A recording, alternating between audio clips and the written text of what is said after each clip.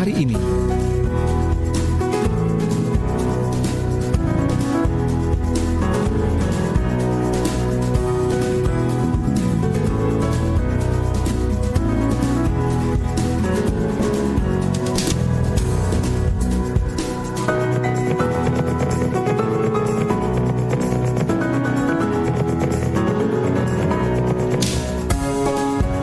Assalamualaikum warahmatullahi wabarakatuh. Selamat pagi sahabat Jawa Timur, apa kabar Anda semua? Mudah-mudahan dalam kondisi yang sehat ya. Dan mudah-mudahan pagi ini tetap semangat seperti saya yang semangat sekali karena pagi ini saya bisa menemani Anda di program yang hadir untuk Anda setiap Selasa pagi, program Safety on the Road, yang juga nanti kita akan berbincang ya bersama dengan narasumber kita yang sudah tersambung via Zoom. Tapi sebelum saya menyapa narasumber kita pagi hari ini, saya juga ingin menyampaikan untuk semua sahabat Jawa Timur bahwa program Safety on the Road pagi hari ini juga disiarkan serentak bersama Radio Jaringan Asosiasi Lembaga Penyiaran Publik Lokal Jawa Timur. Jadi disiarkan secara langsung melalui Radio Suara Sidoarjo dan juga bersama dengan radio-radio sahabat saya lainnya yang ada di Jawa Timur bersama dengan Praja Angkasa Trenggalek FM 88,9, RGR Tulungagung FM 90,1, juga Ersal Nganjuk FM 105,3 dan Mahardika Bondowoso FM 91,9. Hari ini nanti kita akan bahas sahabat tentang seberapa aman Anda berkendara, dan langsung saja pagi ini saya ingin sapa narasumber kita yang sejak pagi tadi saya lihat sudah gabung di Zoom gitu ya, dari jam berapa tadi ya? Wah, sudah disiplin waktu deh pokoknya. Biasanya orang yang disiplin waktu itu juga disiplin loh dalam berkendara, makanya selalu aman insya Allah begitu ya Coach. Saya ingin sama dong untuk narasumber kita pagi ini, Coach Arsyad dari Sigma Safety Drive and Ride. Assalamualaikum Coach. Waalaikumsalam warahmatullahi wabarakatuh Mbak Tika. Aduh, akhirnya kita ketemu lagi. Alhamdulillah. Saya tahu, saya tadi bilang nih sama Frankie juga, wah ini sebentar lagi pasti Coach Arsyad, waduh kangen ya, sudah lama gak ketemu gitu. Waduh, sehat ya Coach? Alhamdulillah sehat Mbak. Alhamdulillah, senang sekali pagi ini kita bisa silaturahmi lagi. Katanya kalau ketemu lagi, silaturahmi lagi, nyambung lagi, itu memperpanjang umur, memperbanyak rezeki juga gitu ya Coach. Amin. Oke. Nah, hari ini nanti sahabat kita akan bahas tentang seberapa aman Anda berkendara. Jadi untuk Anda yang juga ingin bergabung, nantinya mau tanya-tanya, mau sharing-sharing ini, mumpung kita bersama dengan coachnya dari Sigma Safety Drive and Ride, Coach Arsyad. Anda nanti bisa gabung untuk sampaikan pertanyaan Anda yang pagi ini mungkin sedang nonton di YouTube Suara Sidoarjo Live. Anda bisa tinggalkan pertanyaan Anda ya di kolom chat, atau bisa langsung WhatsApp ke redaksi. Pagi ini saya, ramai banget di redaksi. Ada berapa orang nih? Boleh hitung dulu, ada 10. Oh enggak ya, physical distancing ya. Ada 3 orang yang bersama saya di tim redaksi yang siap untuk menerima pertanyaan dari Anda ya di WhatsApp redaksi 0821 0811 309 109. Oke, Coach, kita mulai ya untuk diskusi kita pagi ini tentang seberapa aman Anda berkendara. Saya langsung mikir semalam begitu dapat judul atau tema ini gitu.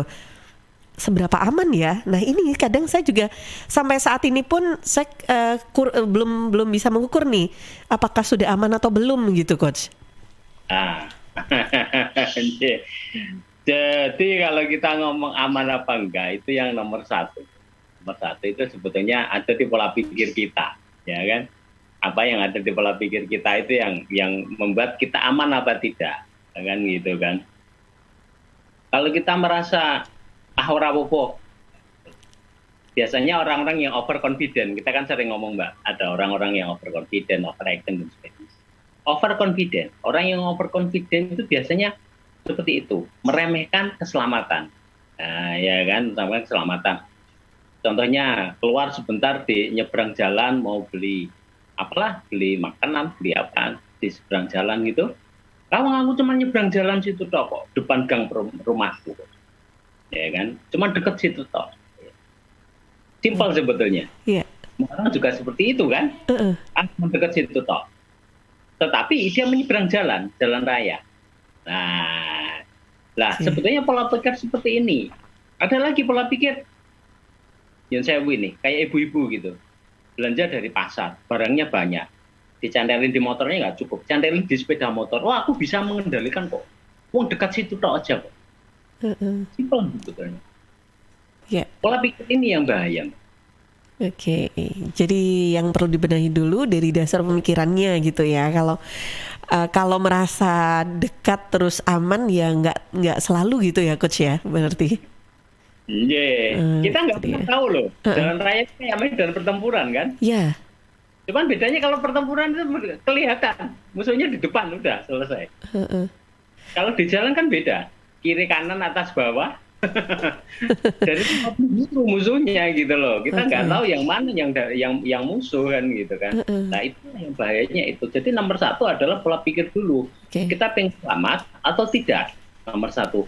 Kita merasa apa kalau orang Jawa itu iso rumongso Heeh. sama rumongso iso itunya. Kalau kalau orang Jawa kan seperti itu. Jadi kalau kita merasa, oh aku bisa kok, aku mampu. Nah itu yang bahaya sebenarnya. Oke, Ya kan? heeh. Iya, Itu. berarti bisa dibilang ini kalau apa ya, sudah keluar dari rumah itu sudah di jalan, meskipun itu di depan rumah pun itu yang juga sudah termasuk kita harus harus apa ya, mewaspadai diri gitu ya, coach ya. Berarti melihat apa ya, harus mempersiapkan diri begitu ya, nggak boleh lengah apapun gitu ya, coach. Iya, betul. Contoh yang gampang di depan Con- rumah saya itu ada TK itu. Iya. Itu kan anak-anak kecil banyak nyebrang-nyebrang itu, Mbak. Heeh. Iya. Nah, hati-hati kan berarti kalau orang-orang yang tidak tahu kan ya kebetulan di perumahan jalan yang lumayan gede kan di depan rumah saya. Heeh. Itu kalau orang-orang yang nggak tahu itu kadang-kadang kenceng juga gitu loh. Padahal ada Oke. TK di situ banyak anak-anak. Padahal itu Nah, di dalam perumahan loh ya. perumahan kan Heeh. gitu kan. Iya. Kan artinya bahwa kadang-kadang mereka lupa. Heeh. Hal-hal yang simpel seperti itu lupa. Batas-batas kecepatan itu sudah lupa gitu loh. Artinya mereka merasa, mohon maaf ini, mungkin motornya baru. Sehingga merasa, wow remku mesti pakem kan gitu kan. Heeh. Iya. Jika merasa, wah aku kan jam terbangku sudah tinggi, saya sudah touring kemana-mana. Nah, bagi Oke. teman-teman yang mungkin anggota klub itu, wah saya sudah San Mori kemana-mana kan gitu kan. Iya. Tetapi hal-hal simpel seperti itu kan kita nggak bisa. Ya kan? Oke. Karena kalau kita ngomong apa yang akan terjadi itu kan sebetulnya kan ya kalau kita ngomong itu takdir iya tapi kan kita bisa berusaha Heeh. ya kan gitu kan Iya. betul kan kita bisa berusaha untuk hati-hati agar takdir yang harusnya jelek menjadi baik kan seperti itu kan. Hmm. Nah artinya ini yang kadang-kadang harus dipahami, artinya saat kita di jalan yang nomor satu adalah ya kan nomor satu adalah jangan pernah merasa yakin saat nomor satu. Nomor dua, siapkah Anda jatuh? Nah, ini yang mesti nggak pernah ini mesti Ya, kan. nggak ada yang mau coach jatuh coach. Orang-orang nggak pernah ada yang naik berkendara itu, naik motor terutama, Heeh. itu pada saat keluar dari rumah, pertanyaannya nomor satu adalah, siapkah Anda jatuh? Nah, kalau saya siap kalau suruh jatuh cinta coach. Oh gitu. Beda ya. Oke. Nah, itu yang perlu dipertanyakan pada diri sendiri dulu gitu ya. Biar Betul. tujuannya apa tuh coach? Berarti. Nah, kalau kita tanya, siapkah kita jatuh kan gitu kan? Heeh. Dan orang kalau kita tanya, wah yo nggak ada yang mau kan seperti itu. Iya. Tetapi tidak ada yang mempersiapkan diri seandainya jatuh kan gitu kan. Mm. Gimana caranya kalau seandainya jatuh kita tidak mengalami apa cedera yang parah, Iya. ya kan? Kalau kita takut, nah kan kalau kita takut mengalami cedera yang parah, maka kita akan menyiapkan apa yang harus kita siapkan agar saat jatuh nanti kita tidak mengalami cedera. Contohnya menggunakan helm, ya kan gitu kan? Heeh. Menggunakan mungkin kalau agak jauh menggunakan jaket, ya kan? Biar tangannya tidak kena percikan apa kerikil dan sebagainya di jalan menggunakan sarung tangan. Kalau yang cewek-cewek biar tangannya nggak belang, ya kan gitu kan? Biar nggak glowing, ya, tangannya biar tetap glowing. Heeh. Itu menggunakan sarung tangan, ya kan gitu kan? Menggunakan sepatu. Nah ini simpel kan sebetulnya, Mbak. Iya. Tetapi ini diawali dari oh kita siap jatuh. Kenapa? Kalau kita sudah menggunakan itu, riding gear seperti itu, berarti kita siap jatuh. Nah, bagaimana dengan mobil? Nah, beda lagi kan mobil kan. Mm. Kalau mobil kan simpel. Iya. Sebelum berangkat kita menggunakan seat belt. Nomor satu kan gitu kan. Jadi kita sudah siap, kita sudah aman, insya Allah sudah aman. Tapi ingat, sebelah kita, apakah sebelah kita sudah menggunakan seat belt? Nah, kan gitu Oke. kan. Kadang-kadang simpel kan. Iya. Yang drivernya sudah menggunakan seatbelt, sebelahnya nggak pakai seatbelt. Heeh. Nggak boleh egois ya drivernya ya, harus cek dulu ini penumpangnya gimana gitu ya coach. Saya pernah ada kasus, salah Heeh. satu kasus dulu pada saat saya masih di Pertamina itu ada kan di sopir tangki itu kan ada sopirnya, ada kernetnya ya, Kernet ada ya. AMT1, AMT2. Suatu saat terjadi kecelakaan, ya kan? Pada saat terjadi kecelakaan kita evaluasi si sopir ini ya kita omongkan luka parah lah. Padahal dia menggunakan seat belt dan dia kondisi kaca depan, kaca samping mobil itu utuh, Mbak, tidak ada masalah.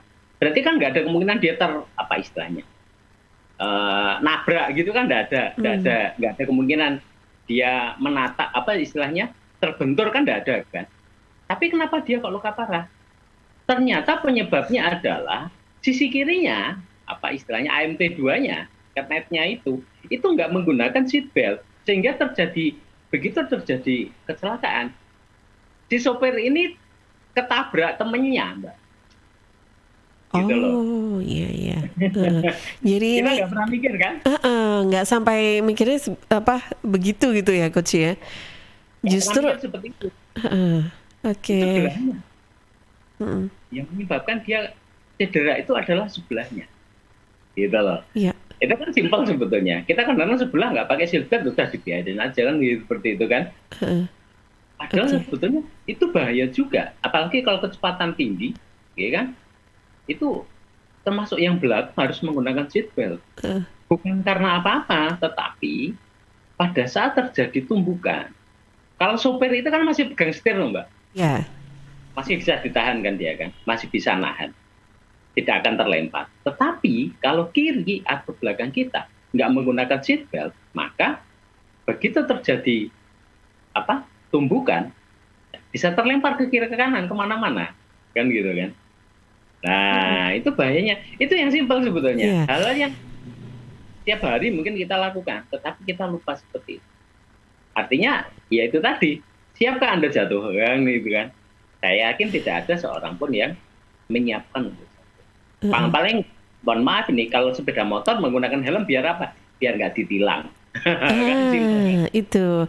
Tapi nggak apa-apa ya kalau tujuan atau niatnya biar nggak ditilang. yang penting kan pakai helm tuh coach. Itu mending gitu. Itu karena baiknya polisi kan, Mbak. Untuk keselamatan kita, teman-teman kita dari kepolisian sampai memaksa untuk awakmu nek gak pakai helm tak tilang. Kan gitu kan. Itu artinya bahwa kita tidak siap jatuh kalau kita nggak pakai helm. Tapi kalau kita pakai helm, kita berarti sudah siap jatuh. Nomor satu. Kalau memang dekat, ya kan, dalam perumahan aja, ya kan, apakah kita siap jatuh? Kalau kita siap jatuh berarti kurangi kecepatan, kan gitu kan. Seperti tadi di depan rumah itu ada TK gitu, berarti kalau kita tahu di depan ada sekolah, ada rame-rame, langsung kurangi kecepatan, ya kan. Dengan mengurangi kecepatan itu kita bisa terhindar dari jatuh kan, gitu kan. Yeah. Itu contoh simpel sebetulnya. Nah, gitu loh, Mbak. Jadi pola pikir itu dulu, nanti baru kita mikirkan yang lain. Ini masih di pola pikir aja banyak hal yang perlu dicermati lagi gitu ya dari pola pikir nih tadi ya coach ya. Oke. Kita nggak pernah tahu kan itu kan. Benar. Kalau otak kita sudah berpikir kita selamat, berpikir bahwa kita harus selamat, kita harus menyiapkan itu, maka dia akan ke seluruh organ tubuh kita untuk apa istilahnya itu tadi, prepare itu tadi gitu loh. Nah, itu memang mungkin kalau kita ngomong cuma deket itu aja, cuma deket aja kok. Ya kan? Cuma deket saja gitu. Tapi kalau kita melihat di YouTube sekarang di media sosial, ternyata banyak sekali kecelakaan yang terjadi dekat dengan rumah. Ya kan gitu kan? Yeah. Bahkan ada yang di depan rumah. Saat dia nyebrang, saat dia di depan rumah. Kecelakaan itu nggak bisa, ya kita ngomong kecelakaan itu nggak bisa kita milih gitu loh. Ya, kecelakaan cuma ada di jalan raya, enggak juga kan gitu kan. Mungkin itu. Jadi itu dulu. Jadi pola pikirnya itu dulu agar kita tetap selamat. Oke, termasuk kalau dalam kondisi yang lagi buru-buru gitu, coach. Nah, Nanti berikutnya kita akan masuk yang namanya road plan, kan seperti itu, Mbak. Ini dia road plan ya. Seperti apa nanti coach, ditahan dulu biar pada penasaran semuanya gitu ya. Tapi pagi ini saya ingin sapa dulu, ada sahabat-sahabat saya sedang bertugas juga di Praja Angkasa Trenggalek pagi ini menyapa saya. Katanya Mbak Tika sehat, alhamdulillah sangat sehat, ini makin lebar nih ya. Oke, baik, silakan untuk Anda yang pagi ini juga ingin ikutan sharing, sudah dibuka ya hal pertama oleh Coach Arsyad ya. Ini tentang mindset, tentang pemikiran kita, bagaimana kita harus mempersiapkan diri dengan mengubah pola pikir kita yang istilahnya kalau orang Jawa itu bilangnya gampang gampang ke gitu ya. Jadi tidak boleh seperti itu ya.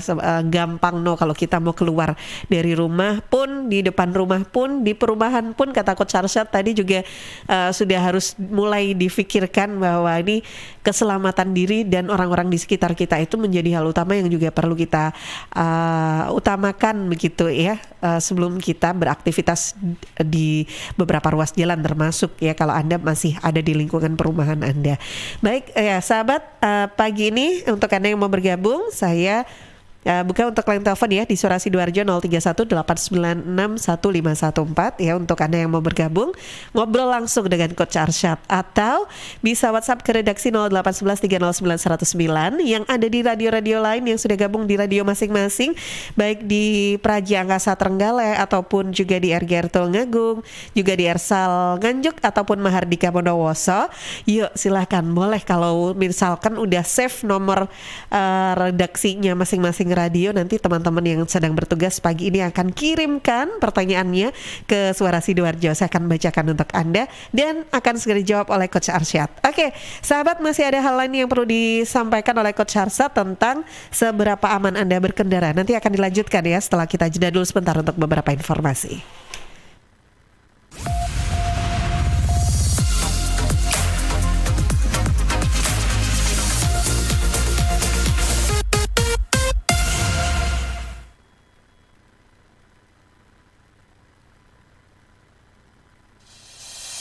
CHEERS, cheers. CHEERS, cheers. CHEERS, cheers. Air hidup yang terbaik, hey. Cheers in the house. Cheers, air ber-pH tinggi. Cheers dapat membantu netralkan pH tubuh. Cheers mengandung antioksidan alami. Cheers, air minum terbaik untuk keluarga. Air minum sehat keluarga.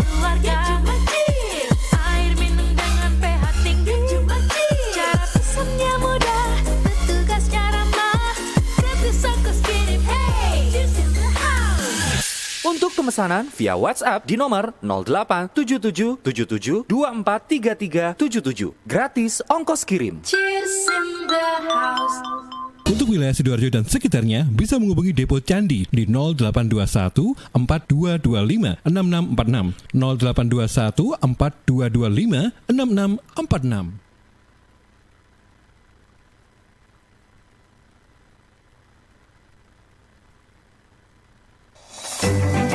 PT Inet Global sejak tahun 2005 bergerak di bidang ICT, Information and Communication Technology, Internet Service Provider atau ISP, web hosting dan domain, fiber optic system, dan satelit atau VSAT, memberikan layanan jasa koneksi internet ke seluruh dunia dengan kecepatan tinggi dan harga yang kompetitif. Juga memberikan solusi dan jasa konsultasi pendistribusian koneksi internet, menyediakan solusi ICT yang komprehensif, terpadu, dan disesuaikan bagi pengguna yang mencakup data infrastruktur, managed service, cloud computing, IT services, serta layanan digital yang fokus untuk memanfaatkan peluang yang mendukung dan menambah nilai pada bisnis utama tiap customer. Untuk layanan dan servis Inet, hubungi kantor pusat Jalan Kuningan Barat nomor 8 Jakarta. Telepon 021 299 66900. Kantor Surabaya, Intiland Tower lantai 11, Jalan Panglima Sudirman 101 sampai 103 Surabaya. Telepon 031 535 3955 031 535 3955. Inet Globalindo, the best service for great solution. Arek-arek iku rame lapo sih? Mulakno, nek dikandani wong tuwek dirungokno, nek durung siap duwe anak, gak usah rabi. Anake loro, pilek, watuk, ono seseke. Loh, bahaya iku. Ngomong dorong, budal nang bidan. Hati-hati dan waspada ya. Demam, batuk, dan susah nafas bisa jadi itu tanda-tanda pneumonia atau infeksi paru-paru. Penyebabnya bisa virus, bakteri, atau jamur. Mudah menular lewat droplet saat batuk atau bersin. Tapi, ini bisa dicegah dengan pemberian imunisasi PCV pada bayi dan anak. Imunisasi PCV selain mencegah pneumonia, juga bisa mencegah radang selaput otak atau meningitis dan radang telinga tengah atau otitis media. Imunisasi PCV diberikan pertama pada bayi usia 2 bulan, dilanjutkan pada usia 3 bulan, dan dosis ketiga saat anak usia 12 bulan. Imunisasi PCV bisa didapat di posyandu, bidan, puskesmas, rumah sakit, klinik kesehatan, praktek dokter mandiri, dan layanan kesehatan lain yang menyediakan imunisasi. Lapo guyu-guyu dewe. Putune wis sehat, Cak. Wis diimunisasi PCV pisan. Seneng aku. Gak pengen ngeramut bayi maneh ta? Ayo tak gaweno. Iklan layanan masyarakat ini persembahan Dinas Kesehatan Kabupaten Sidoarjo. Sahabat SMAN 2 Sidoarjo pencinta alam atau Smanda Pala mengadakan webinar pentingnya pengolahan sampah bagi kota. Sabtu 25 September 2021 jam 10 siang via Zoom. Webinar ini gratis ya untuk umum dan benefit yang bisa didapatkan, ilmu yang bermanfaat, juga ada sertifikat dan juga door prize. Informasi selengkapnya bisa hubungi Vindi 0896 8732 9951 atau Dinda 0858 5558 8464. Webinar pentingnya pengolahan sampah bagi kota, persembahan SMAN 2 Sidoarjo, pecinta alam, didukung Radio Suara Sidoarjo.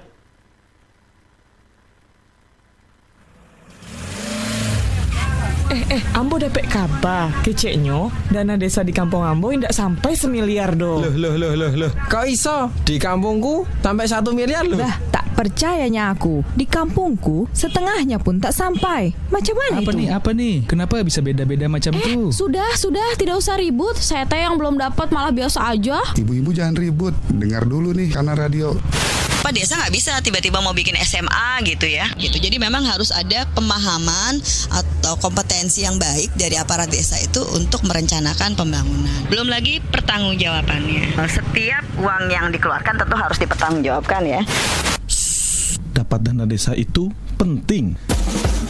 Lebih penting lagi, penyaluran dana yang tepat sasaran dan transparan. Tapi yang sangat penting, bagaimana kita mengawasi penggunaan dana desa dan mau melaporkan jika terjadi kecurangan. Ayo, kawal dana desa untuk kesejahteraan rakyat.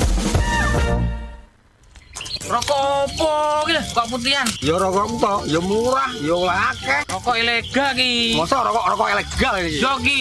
Lah awakmu kok roh nek iki rokok ilegal? Rokok ilegal iki gak nek pita cukene. Samen paling roe bandro iku lho. Rokoke kudu enek merek karo nama perusahaane sing terdaftar ndek bea cukai. Lokasi pembuatane ndek kene ya gak enek. Terus ndek kene rokok ilegal iki gak enek gambar karo peringatane teko pemerintah. Berarti rokok ilegal gak resmi no? Aduh ya mesti to le Mul. Rokok ilegal iki merugikan negara. Mergo ora bayar cukai sing digembangun negara. Walah cucu, sepenting wong-wong gak roh. Loh, gak iso le iki. Makane to le tuku sing pasti-pasti ae. Aja ngawur. Laporkan peredaran rokok ilegal ke kantor Bea Cukai terdekat atau hubungi nomor 1500 225 1500 225. Iklan layanan masyarakat ini dipersembahkan Bea Cukai Sidoarjo. Ayo ngewangi Bea Cukai, berantas rokok ilegal. Bea Cukai Sidoarjo, fokus mengawasi, tulus melayani. Nganter kakek nenek vaksinasi COVID-19, cek! Hari ini kakek nenekku vaksinasi COVID-19 dosis pertama guys. Mereka antusias banget. For your information, kenapa kakek nenek aku mau divaksinasi? Setelah aku jelasin, mereka rentan terpapar virus karena sudah lanjut usia. Nah, dengan vaksinasi, sistem imun mereka dapat melawan virus yang masuk ke dalam tubuh. Oke, lanjut guys. Sebelum divaksinasi, ada pemeriksaan sederhana dulu guys. Dan cek kondisi penyakit penyerta. Bersyukur kakek nenekku sehat dan siap divaksinasi. Nah, setelah disuntik vaksin, kita diminta menunggu di observasi. Lagi-lagi aku bersyukur banget guys. Reaksinya cuma lapar dan ngantuk aja kata mereka. Yuk lindungi diri dan keluarga dari penularan COVID-19 supaya pandemi segera berakhir. Bye-bye. Dipersembahkan oleh Kementerian Kesehatan Republik Indonesia. Makasih loh udah ngajak ke rumah. Tahu aja anak kos gak ada hiburan. Daripada di kos bengong aja, mending ngebuburit sambil nonton Indium TV. Tapi nonton apa ya? Ini UCTV kan? Kamu tuh nggak ada yang baru, namanya Gameku. Kok Gameku? Ini TV-ku. Ih beneran, Gameku itu cloud gaming asli Indonesia. Jadi kita bisa main game di IndiHome TV tanpa harus beli konsol atau install gamenya. Wah mau dong. Nih caranya, cari Gameku di UC App Store, download dan install, lalu pilih paket berlangganan. Banyak kok tutorialnya di internet. Iya, mudah banget. Yaudah yuk main Gameku, mari kita coba. Sebentar, ini kan Gameku, kenapa jadi gamemu? Ih kok gamemu, ini Gameku. Apa sih ini ribut-ribut? Sana kalian bantu angkat galon ya, biar bunda yang main Gameku. Wujudkan bersama IndiHome. Ya, sahabat, seiring bertambahnya usia, tubuh mulai bersifat asam atau asid sehingga mudah terserang penyakit. Segera perbaiki pola makan dan perbanyak asupan alkalin seperti sayur, buah, dan Cheers Alkaline Powder. Cheers Alkaline air minum kesehatan dengan pH tinggi 8,5 yang setara dengan sayur dan buah. Punya 6 manfaat: meningkatkan metabolisme dan daya tahan tubuh terhadap virus, juga menjadi antioksidan alami, pencegah kanker, menjaga kekuatan tulang dan gigi, membantu penyerapan mineral lebih efektif, membantu hati dan ginjal membuang racun dari tubuh, serta mencegah sakit mah. Info lengkap Cheers hubungi Strisno 0821 4225 6646. Cheers Healthy Drinking Water.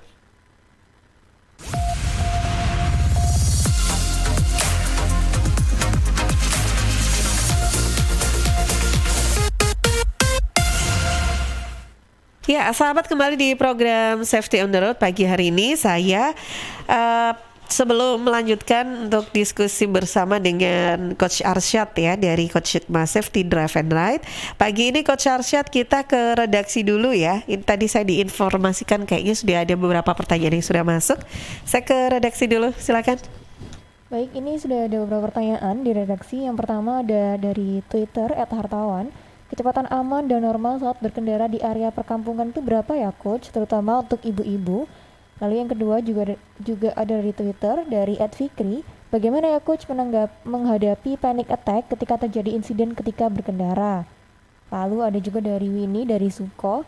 Coach, apa ya solusi jika airbag pada dashboard mobil tidak muncul saat terjadi kecelakaan? Lalu yang terakhir ada dari Dendi dari Candi.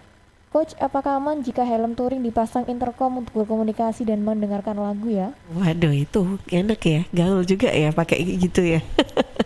Oke, terima kasih yang sudah bergabung. Tadi kalau yang dari Suko dan Candi ini dari Sidoarjo ya, masih di borong sama Sidoarjo nih Coach ya. Oke, silakan Coach Arsyad, ada yang sudah masuk tadi. Yang pertama dari Twitter ya, @hartawan. Kecepatan aman dan normal saat berkendara di area kampung nih Coach, berapa ya? Kalau kecepatan aman itu sebetulnya kalau kita di kampung itu atau di dalam perumahan, kecepatannya itu adalah sekitar 20 km per jam. 20 km per jam. Ini ada pertanyaannya gini Coach, terutama untuk ibu-ibu. Kayaknya ini Pak Hartawan atau Mas Hartawan ini kayaknya ada sesuatu nih ya tentang ibu-ibu yang berkendara gitu kali ya. Harusnya sama aja ya Coach, atau gimana? Sama. Jadi kira-kira kalau kita di perumahan di kampung itu kecepatannya itu sekitar 20 km per jam, Mbak.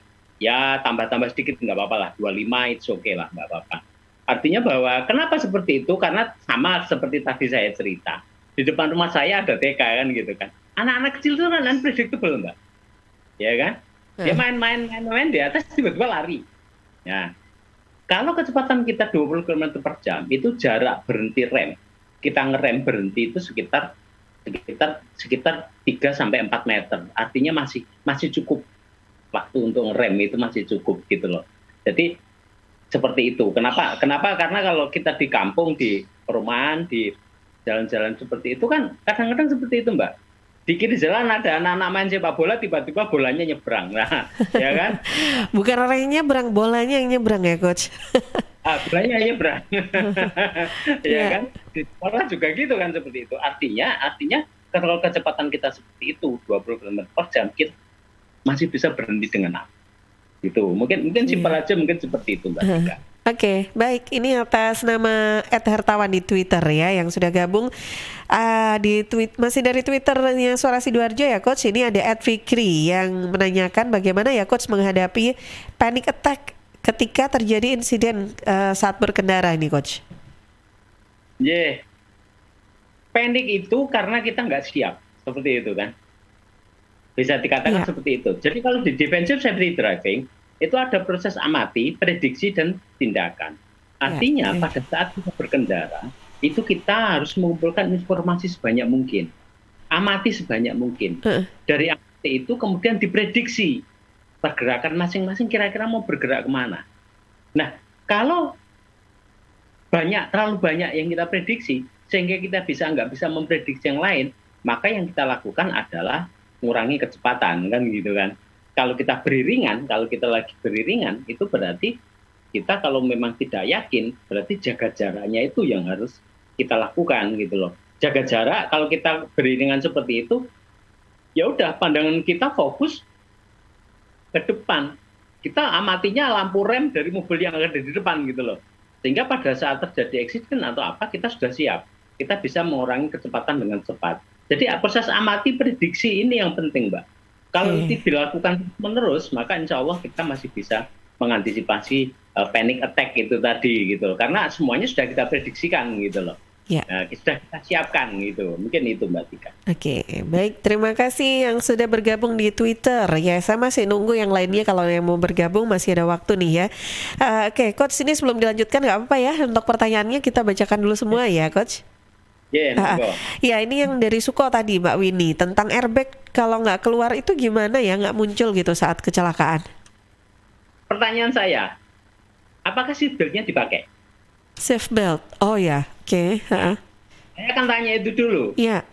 Airbag itu posisinya ada sensor di depan, Mbak. Ya kan? Kalau kecelakaan itu memang tidak fatal, tidak frontal, sehingga memicu saklar yang ada di depan, ya kan? Itu masih aman, dia tidak akan tidak akan meletus airbag itu. Nomor satu. Kedua, airbag ini mahal, ya kan? Airbag ini mahal. Jadi sama produsen kendaraan, ya kan? Kalau nyenggol dikit airbagnya muncul, airbag kan kasihan konsumennya juga, ya kan? Makanya airbag ini dilengkapi sensor yang dihubungkan dengan seat belt. Kalau seat belt tidak dipakai, itu dia menganalogikan bahwa tidak ada penumpang di situ, tidak ada yang perlu dilindungi, kan gitu. Sehingga ya ngapain kalau nggak ada yang dilindungi, ngapain airbagnya harus meletus kan gitu kan, harus mengembang kan gitu kan. Makanya kalau airbag itu cek dulu apakah seat beltnya sudah dipakai apa enggak. Kalau seat beltnya sudah dipakai, kecepatannya sudah mobil sudah dipakai jalan, atau kondisi mobil itu kondisinya mesinnya nyala, ya kan? Nah, ini kemungkinan ada kesalahan di airbag, tapi itu jarang sekali. Biasanya airbag tidak mengembang itu pada saat kecelakaan. Salah satu penyebabnya adalah karena seat belt tidak dipakai. Dari beberapa kali kami melakukan evaluasi, ya kan? Lakukan evaluasi bersama teman-teman dari kepolisian, itu biasanya seat beltnya yang tidak dipakai, sehingga dia menganggap bahwa itu tidak ada penumpang yang harus dilindungi di situ, sehingga dia tidak mengembang. Mungkin itu Mbak. Baik, ini ya jawabannya untuk Mbak Winnie atau Pak Winnie ya, ini yang ada di Suko. Terus ada atas nama Dendi yang ada di Candi tadi Coach, tentang helm touring kalau dipasang intercom itu gimana ya untuk berkomunikasi dan mendengarkan lagu. Sebetulnya kalau kita ngomong ya kan, kalau komunikasi itu mendengarkan lagu dan sebagainya, it's okay sih Mbak. Komunikasi ini yang harus dijaga dulu. Artinya apa dulu komunikasinya kan gitu kan. Kalau pada saat berkendara, komunikasikan hal-hal yang penting. Kalau mungkin touring bareng-bareng sama teman-temannya, komunikasikan kondisi jalan. Ya kan? Yang bahaya adalah kalau bisa berkomunikasi seperti ini, bahayanya adalah mereka dalam tanda kutip guyon, bercanda. Ini yang bahaya, Mbak. Karena dengan bercanda itu, ya kan? Dengan bercanda itu akan mengurangi konsentrasi. Tetapi kalau intercom ini digunakan untuk memberikan informasi jalan, it's okay, nggak ada masalah. Biasanya memang seperti itu. Biasanya yang menggunakan adalah istilahnya komandernya yang ada di depan serta masuk marshal, ya kan? Kenapa? Kalau komander untuk menentukan kecepatannya dengan dibantu marshal yang tahu bagian belakangnya, kan seperti itu kan? Kan kalau dia harus maju mundur ngomong gitu kan susah juga. Makanya tetap kita melakukan komunikasi menggunakan itu.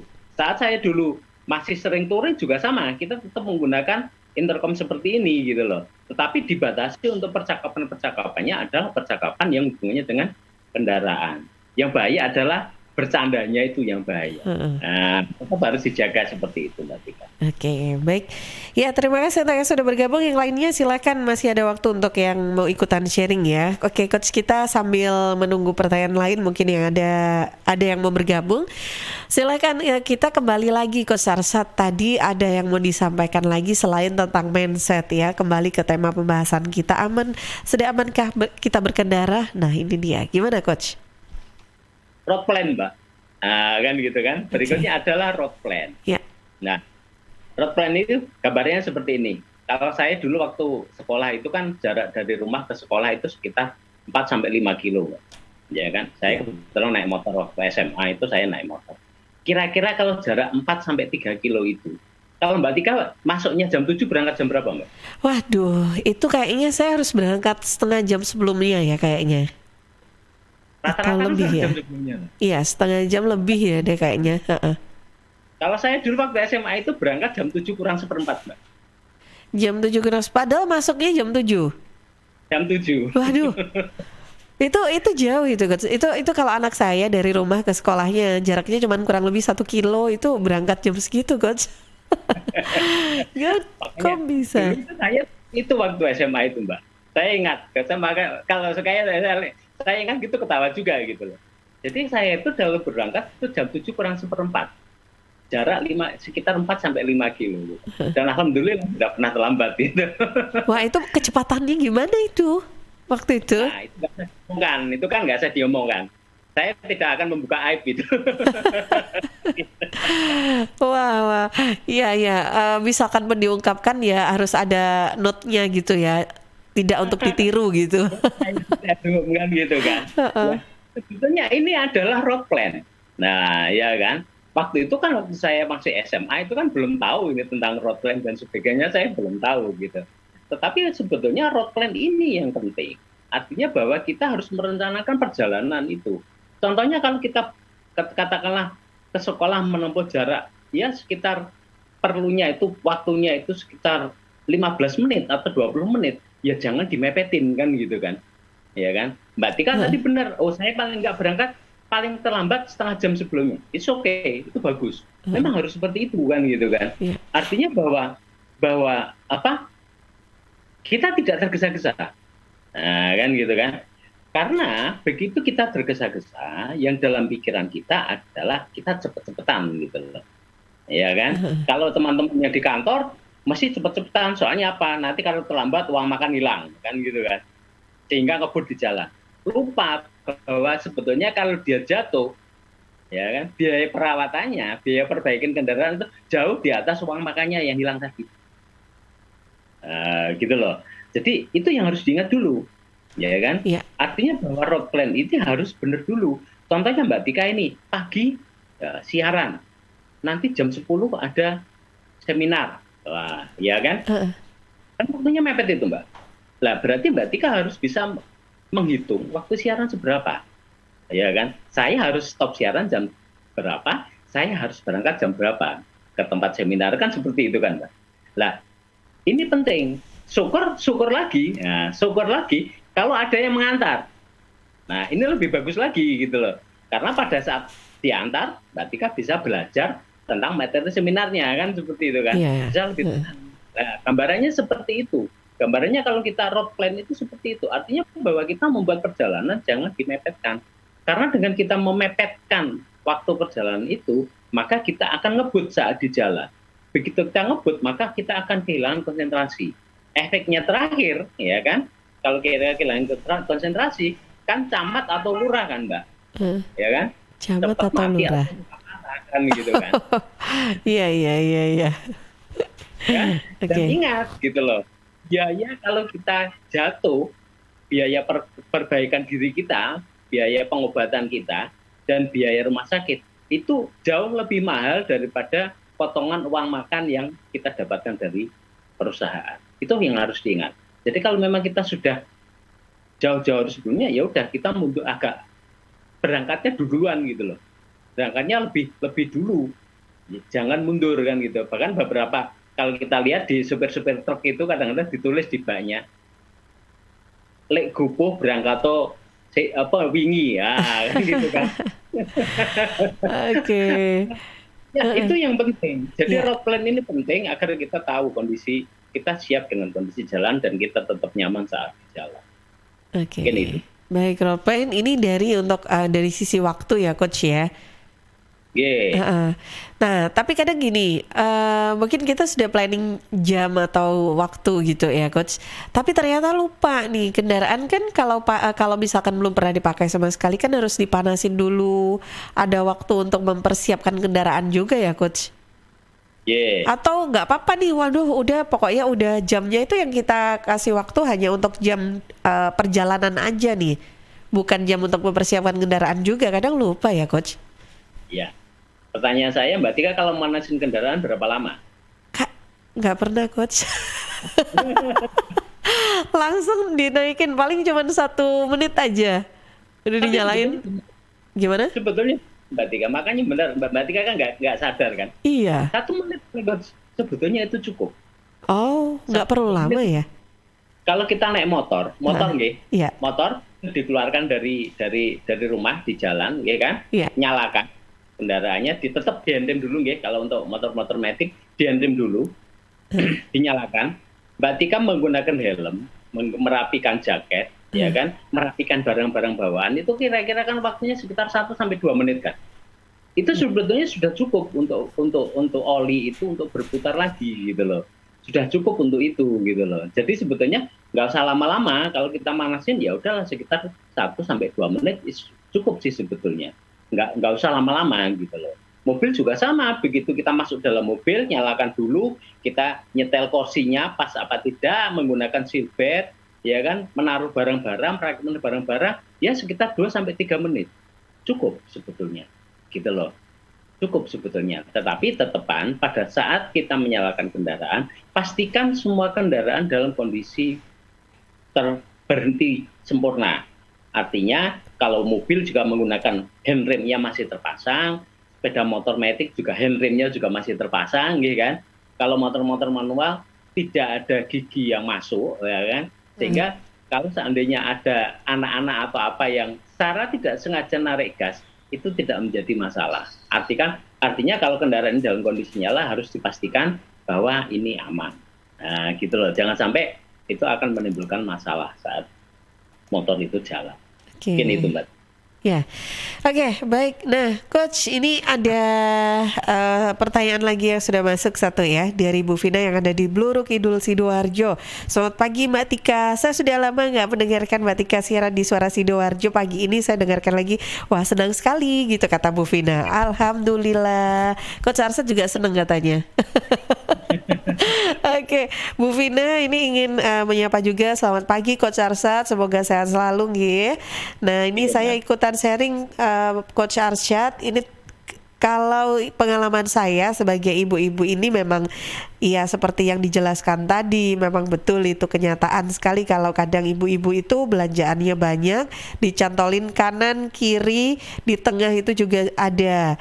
Nah, kadang yang dirasakan oleh ibu-ibu itu adalah ketika tidak bisa menjaga keseimbangan kendaraan roda 2-nya. Sepeda motor itu kadang saya bingung itu Coach, ketika harus menyamakan keseimbangan dengan bawaan yang banyak dan saya harus mengontrol gas saya ini kecepatannya seberapa ya. Belum lagi mau ngerem gitu. Hehehe. Ada hehenya nih.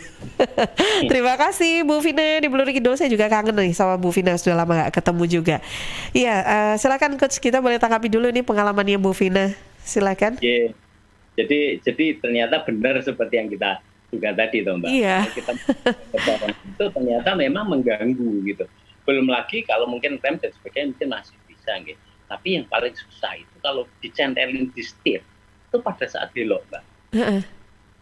Pada saat belok mesti akan susah. Saat ada lubang di depan. Nah ini ya kan, kalau ada lubang di depan itu mesti jadi masalah gitu. Atau kalau ada polisi tidur di depan, ya kan? Nah, itu mesti menjadi masalah kan gitu kan. Jadi fokusnya kemana dulu itu ya? Ke keseimbangan atau ke kecepatan gas atau rem gitu ya Coach jadinya? Ya kalau memang ngadepin seperti itu, saya ngomong kondisi emergency seperti itu, ya kecepatan udah Mbak. Cara menjaga keseimbangan gimana? Ya mau nggak mau kaki kita yang akan menjaga gitu loh. Kaki kita turun. Kalau kita mengatakan melewati lubang, ya udah. Karena memang bawaannya segitu banyak, ya kaki kita harus turun. Pertama itu, begitu juga saat belok. Ya kan, hati-hatinya seperti itu. Ya memang kalau kita ngomong repot, iya memang merepotkan. Makanya itu tidak disarankan gitu loh. Ya, itu tidak disarankan. Karena akan sangat mengganggu. Tadi pengalaman Bu Vina sudah disampaikan bahwa ternyata repot juga kan gitu kan. Bingung ya mau konsentrasinya kemana ini, gimana ini. Kalau kita tanya konsentrasinya kemana, ya nomor satu adalah tetap konsentrasinya adalah ke keselamatannya. Itu. Karena ya mohon maaf kalau barang bawaan itu contohnya, kalau barang bawaan itu jatuh nggak apa-apa, kita bisa beli lagi kan seperti itu kan. Tapi kalau jatuh luka itu paling enggak ya sakitnya itu kan bisa beberapa hari kan Mbak. Walaupun luka sedikit gitu kan. Apalagi kalau lukanya ditumit gitu kan lumayan tuh itu. Sakitnya tuh di sini pokoknya ya Coach ya. Kayak lagu. Oke, baik. Nah Coach, dari tema kita tadi kan sudah ada mindset, ada road plan gitu ya. Ada hal lain lagi kah yang perlu diperhatikan? Ada lagi satu, yaitu etika saat di jalan. Etika saat di jalan, oke. Betul. Kalau tadi road plan-nya sudah mepet, gitu kan? Mesti etika kan lupa kan, ya kan? Etika kan lupa. Orang-orang yang saya ngomong overconfident saat di jalan, yang banyak yang bergaya pembalap, kan gitu kan? Ada yang bergaya pembalap, ya kan? Sehingga merasa yang lain harus minggir, seperti itu. Ada yang ibu-ibu seperti Bu Vina sampaikan tadi, ya kan? Ada mungkin orang-orang yang kalau saya ngomong bijaksana, artinya selalu di tengah. Selalu di tengah, tidak mau di kiri dan di kanan, kan gitu kan. Walaupun diklakson kayak apapun tetap istiqomah di tengah, bijaksana kalau saya ngomong. Itu kalau kita ngomong sekilas orang-orang ini sebetulnya etikanya saat di jalan juga sama dengan yang tadi, bahwa pola pikirnya adalah mereka tidak siap untuk jatuh, gitu loh. Mereka tidak peduli terhadap keselamatan diri kan, gitu kan, ya kan. Seperti itu. Belum lagi, nah ini dulu ada teman-teman itu kalau anak-anak touring itu nek gak ngeblong gak lego. Nah, sampai ada stikernya itu. Saya beberapa kali sering melihat itu. Bahayanya adalah, ya kan? Bahayanya adalah skill setiap orang yang ada di jalan itu kan beda-beda, gitu loh. Oke kan? Sebagian besar kecelakaan kalau seperti itu saat touring terjadi karena gara-gara seperti ini, gitu loh. Depan sudah masuk, dia nggak mau kalah, ya kan?